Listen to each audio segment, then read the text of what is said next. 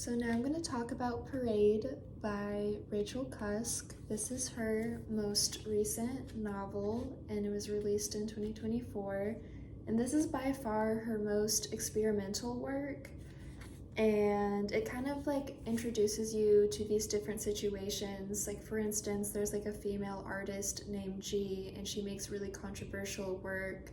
For instance, she will make paintings that are like upside down and like other sculptures that are similar to that. And there's like different like vignettes or like short situations that Rachel Cusk really dives into through like a philosophical lens, kind of turns it into kind of like a reflection on femininity and the act of like creativity and the ever-present force that gender has on our lives. So I'll read like a short example. So there's this woman who's attacked in the streets of Paris by another woman. She's just like knocked down unconscious, and then when she reawakes on the street, it's kind of this philosophical like analysis of the experience of violence, especially since it happened from like a stranger on the street who happened to also be a woman. And it's very interesting.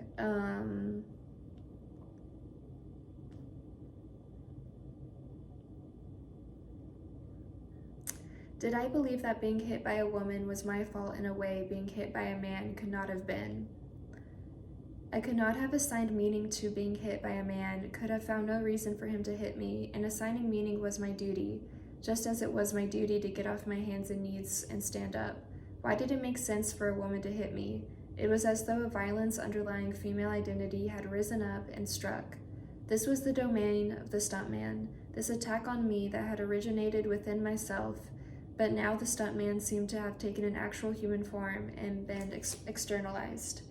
In the exhibition, I found different reflections of this notion, there in the vague and exalted light of those lofty silent rooms, which opened one upon another, so that one felt drawn deeper and deeper into G's secret being, where the making of art bore a relationship at once childlike and savage to the living of life.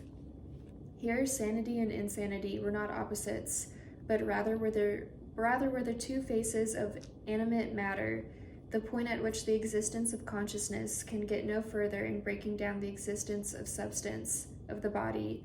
Art, rooted in insanity, transforms itself through process into sanity. It is matter, the body, that is insane. Inside a glass case, so basically they go on to show how her artwork portrays this sense of kind of the violence that a gendered existence enforces upon all of us. So two headless knitted dolls were copulating, blindly driven by instinct and need. The body has no awareness of its own preposterousness. Beside them lay a row of little cloth women with pink doll babies dangling from their groins by a knitted cord. Here and there stood G's hallmarks, the giant forms of black spiders bounced on stiletto-like feet. Their insanity seemed to resemble the special insanity of the female body itself, hideous and humble, incessantly fabricating the spider's body doomed it to utility. The sculptures were a counter-fabrication. Through the metamorphosis of art, the ugly insects became emblematic.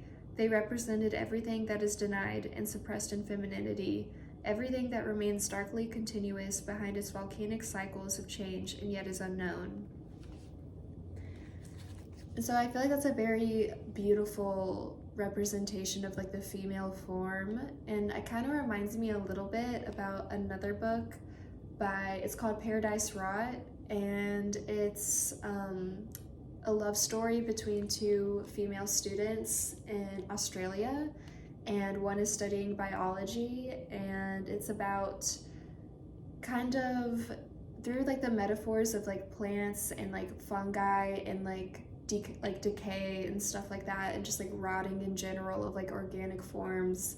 She's able to fully embrace like her sexuality and her attraction towards other women through her understanding of like biology. Like, for example, like one metaphor that's used in that book is like fungi and mushrooms, they reproduce asexually, and they're abundant. You can find them everywhere on like every surface. And she kind of sees her connection with, like, she falls in love with her roommate who's also a woman, and it's kind of through this like metaphor and through this biological lens, she has a greater appreciation for the love and the attraction she feels towards this woman. Even though it's never explicitly stated in the book that they love each other, the tenderness and the affection is very much present throughout the book, which is what makes it such a beautiful read, because saying the words "I love you," it's so trite and it's so overused, and often there's no meaning behind those words. But when you read a book that is a love story from start to finish without using those words, it becomes more potent and more powerful and more passionate. And throughout this book, Parade, it kind of talks about the female form and how women have tried to be taken seriously in certain contexts, especially in the creative field, and how that's very difficult because it conflicts with other expectations regarding femininity, such as being like domestic and having children of your own, and all of these expectations that come along with like a heteronormative culture.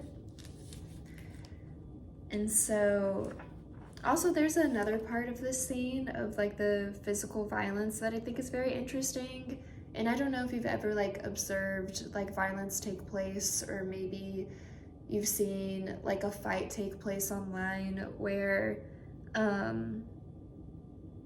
a crowd of people had gathered, and in the moments before they began to react, they seemed simply to be looking at me as they might look at a picture in a museum. They were waiting for my reaction. They needed it, this representation, to be able to act themselves.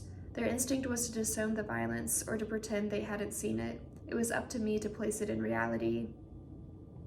Which I think is such a brutally honest portrayal of like the aftermath of a violent act, because oftentimes I notice bystanders don't know how to react because they're in like a state of like shock, and it takes them a while to process that what happened like did actually happen. And so she's a victim here, and it's kind of sad because the responsibility to step in and act all of a sudden falls on her as she's, you know, emerging from her state of like unconsciousness. And meanwhile, everyone's kind of like lingering around her, not sure what to do or how to intervene. And I think that's a very precise description of what it's like for like of something violent to take place, at least when it comes to like bystanders. And also I'll read another thing.